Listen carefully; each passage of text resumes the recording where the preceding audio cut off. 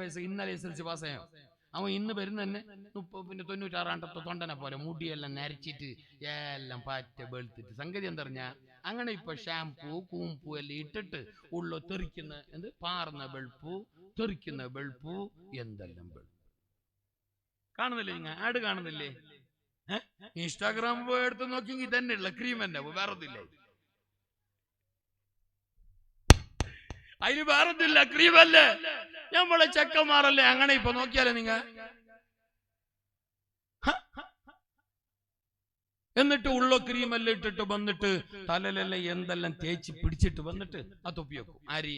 ഞാനും വെച്ച്. ക്രീം ഇട്ട അയാളും വെച്ച്. പിന്നെ ഒരു ക്രീം ഇട്ട ഓനും വെച്ച്. പേന് നിറഞ്ഞ അവനും വെച്ച്. ചുണങ്ങ് ബാധിച്ച ഓനും വെച്ച്. എല്ലാം ആടെ ചൊറി പിടിച്ചിട്ട് 3 മാസമായി മരുന്നെടുത്തിട്ട് സുഖാവാണ്ട് കലങ്ങിയിട്ടുള്ള ഓനും ആ തൊപ്പി വെച്ച്. അതിന്റെ ഇടയ്ക്ക് ആരോ ഒരുത്തം മുന്നേ കല്ലെറിഞ്ഞിട്ടാകുമ്പോ വീങ്ങിയിട്ട് 4 സ്റ്റിച്ച് ഇട്ടിട്ട് ചോര കല്ലിച്ചിട്ടുള്ള ഓനും വെച്ച്. പിറ്റേന്ന് വന്നിട്ട് ഞാനും ഉസ്താദും വെച്ച്. അല്ലാഹു അക്ബർ. എന്താ ആ തൊപ്പി വെച്ചെങ്ങ്? ഉസ്താദ് നിസ്കാരം ചെയ്യാവല്ലേ? നിസ്കാരം ചെയ്യാവും, നിന്റെ തല ശരിയാവല്ലേ? നിസ്കാരം ശരിയാവും, നിന്റെ തല നാളെ എടുക്കാവും.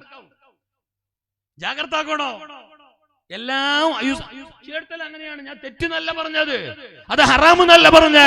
ആ തൊപ്പി വെച്ചങ്ങ് നിസ്കാരം സയ്യാവലെന്നല്ല പറഞ്ഞ്, അത് വെച്ചങ്ങ് സുന്നത്തിന്റെ കൂലി കിട്ടലെന്നല്ല പറഞ്ഞ്. എല്ലാരും ആ രീതിയിൽ യൂസ് ആക്കുന്ന ഒരു വസ്തു ഇന്നത്തെ കാലത്ത് യൂസ് ആക്കുമ്പോ ജാഗ്രത.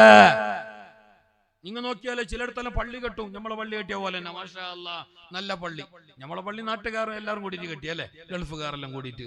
അള്ളാഹു അവർക്കൊക്കെ ഹൈറും ബർക്കത്തും നൽകട്ടെ. ചിലയിടത്തെല്ലാം പള്ളി കെട്ടിയിട്ടാകുമ്പോൾ എന്താ പറഞ്ഞാൽ പുതിയ പുതിയ ഐഡിയ എല്ലാം അവർക്ക്, കമ്മിറ്റിക്കാർക്ക്. ഒന്ന്, ടോയ്ലറ്റ് കക്കൂസിന് ലോക്ക്. മുന്നേ ഫുള്ള് ഓപ്പണേ ഉണ്ടായി. ആര് ബന്ധങ്ങ് പോയി പറഞ്ഞല്ലേ.